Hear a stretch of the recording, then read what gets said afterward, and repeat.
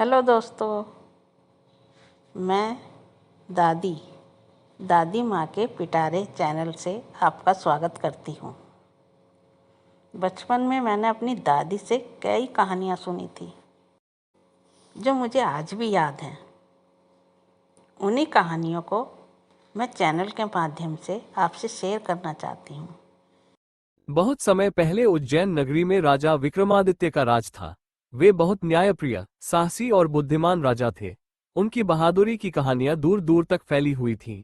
एक दिन एक तांत्रिक राजा विक्रमादित्य के पास आया और बोला, महाराज, यदि आप इस जंगल में पीपल के पेड़ पर लटके वेताल को मेरे पास ला देंगे तो मैं आपको अमृतत्व का रहस्य बताऊंगा। राजा विक्रमादित्य ने साहस के साथ वेताल को पकड़ने की ठानी। घनघोर जंगल में जाकर उन्होंने पीपल के पेड़ पर लटके वेताल को देखा। जैसे ही राजा ने वेताल को उतारा, वेताल हंसते हुए बोला, मुझे तुम ही बस में कर सकते थे, अब मुझे तुम्हारे साथ चलना पड़ेगा। थोड़ी देर चुप रहने के बाद वेताल बोला, राजन, मैं तुम्हें समय बिताने को एक कहानी सुनाता हूँ। उस कहानी को सुनकर आपको मेरे एक सवाल का जवाब देना होगा।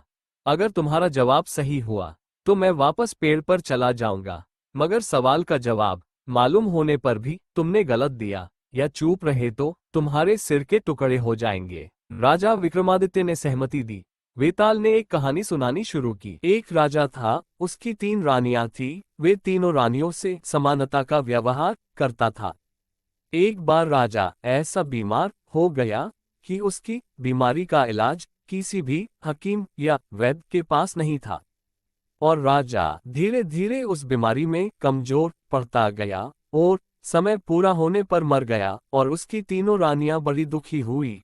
बड़ी रानी राजा के साथ चिता में बैठ गई और जलकर मर गई। दूसरी रानी जंगल में तपस्या के लिए चल पड़ी और तीसरी रानी वहीं रहकर राजा का अधूरा काम, जैसे राजपाट संभालना, प्रजा का ख्याल रखना और जो छोटे मोटे राजा के अधूरे काम थे वह पूरे करने लगी। बेताल बोला, बोलो राजन, उन तीनों रानियां में से राजा के प्रति किसका स्नेह ज्यादा था?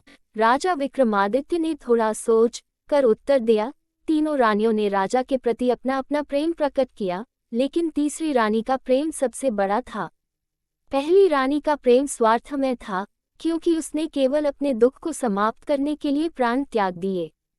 दूसरी रानी ने राजा की मृत्यु से व्यथित होकर अपना जीवन त्याग दिया, लेकिन ये प्रेम नहीं, पलायन था। तीसरी रानी ने अपनी पीड़ा को सहते हुए राजा की स्मृति और उनकी प्रजा के प्रति अपने कर्तव्य को निभाया। यही सच्चा प्रेम और कर्तव्य है। वेताल ने विक्रमादित्य के उत्तर से सहमत होकर कहा, राजन, तुमने एक बार फिर अपनी बुद्धिमानी का परिचय दिया। राजा के उत्तर से वेताल खुश हुआ, लेकिन अपनी शर्त के अनुसार वो फिर से उड़कर पेड़ पर जा बैठा। राजा विक्रमादित्य फिर से वेताल को पकड़ने चल पड़े। इस प्रकार राजा विक्रमादित्य और वेताल के बीच ये साहस और बुद्धि की परीक्षा कई बार होती। क्या राजा विक्रमादित्य कभी बेताल को पकड़ पाएंगे? ये जानने के लिए अगली वीडियो जरूर देखें। तब तक के लिए अपना ख्याल रखें, खुश रहे। अगर कहानी पसंद आई हो तो सब्सक्राइब करें और हाँ, लाइक और शेयर भी करें। आपको कहानी पसंद आती है नहीं, या आपको कुछ गलत लगता है तो कमेंट करके जरूर बताएं। धन्यवाद। राजा विक्रमादित्य ने बेताल को फिर से पेड़ से उतारा और उतारकर अपनी पीठ पर उठाया और चल दिए। बेताल ने नई चाल शुरू की और वेताल हंसते हुए बोला, राजन, मैं आपको एक कहानी सुनाऊंगा। अगर आपने मेरी कहानी का सही उत्तर दिया तो मैं वापस पेड़ पर लौट जाऊंगा। यदि आप उत्तर नहीं देंगे तो मैं आपके साथ चलूंगा। राजा विक्रमादित्य ने सहमति दी। वेताल ने एक कहानी सुनानी शुरू की। बहुत समय पहले की बात है। एक नगर में एक धनवान सौदागर रहता था। उसके पास अपार धन दौलत थी। उसका व्यापार दूर दूर तक फैला हुआ था, लेकिन उसकी सबसे बड़ी चिंता थी उसके 2 बेटे, जो बिल्कुल अलग अलग स्वभाव के थे। बड़ा बेटा बहुत आलसी और गैर जिम्मेदार था। उसे मेहनत करना पसंद नहीं था। वह केवल मौज मस्ती में समय बिताता था। छोटा बेटा बहुत बुद्धिमान और मेहनती था। वह हमेशा पिता की मदद करता और व्यापार में रुचि दिखाता। सौदागर की मृत्यु से पहले उसने अपनी सारी संपत्ति दोनों बेटों के बराबर बराबर बांट दी। उसने बड़े बेटे को चेतावनी दी, अगर तुमने जिम्मेदारी से काम नहीं लिया तो यह संपत्ति तुम्हारे हाथ से निकल जाएगी। पिता की मृत्यु के बाद भी बड़ा बेटा अपनी आदतों से बाज नहीं आया। उसने अपनी संपत्ति ऐशो आराम और गलत दोस्तों पर खर्च करनी शुरू कर दी।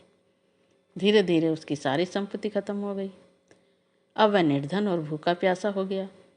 दूसरी तरफ छोटा बेटा अपनी मेहनत और बुद्धिमानी से व्यापार को बढ़ाने लगा। वह अपनी कमाई का हिस्सा गरीबों की मदद में लगाता, बाकी धन को संभाल कर रखता। उसकी संपत्ति और सम्मान दिन ब दिन बढ़ता गया।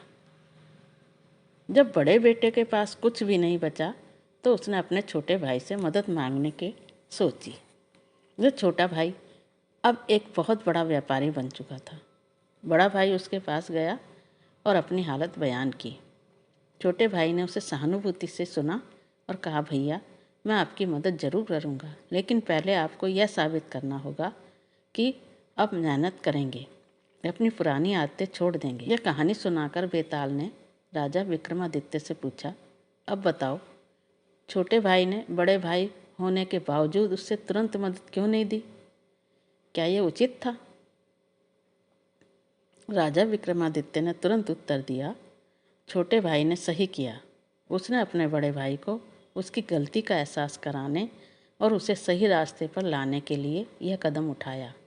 अगर वह तुरंत मदद करता तो बड़ा भाई अपनी आदतों को कभी नहीं बदलता और फिर से वही गलती करता। छोटे भाई का कर्तव्य था कि वह अपने बड़े भाई को आत्मनिर्भर बनने का मौका दे। वह केवल मदद नहीं, सच्चा मार्गदर्शन था। राजा विक्रमादित्य के सही जवाब देने पर वेताल वचन के अनुसार फिर से पीपल के पेड़ पर जा इस बैठा। प्रकार राजा विक्रमादित्य और वेताल के बीच ये साहस और बुद्धि की परीक्षा कई बार होती रही। अगली कहानी अगली वीडियो में, तब तक के लिए अपना ख्याल रखें, खुश रहे। आपको कहानी पसंद आती है नहीं या आपको कुछ गलत लगता है तो कमेंट करके जरूर बताइए। अगर कहानी पसंद आई हो तो सब्सक्राइब करें और हाँ, लाइक और शेयर भी करें। धन्यवाद।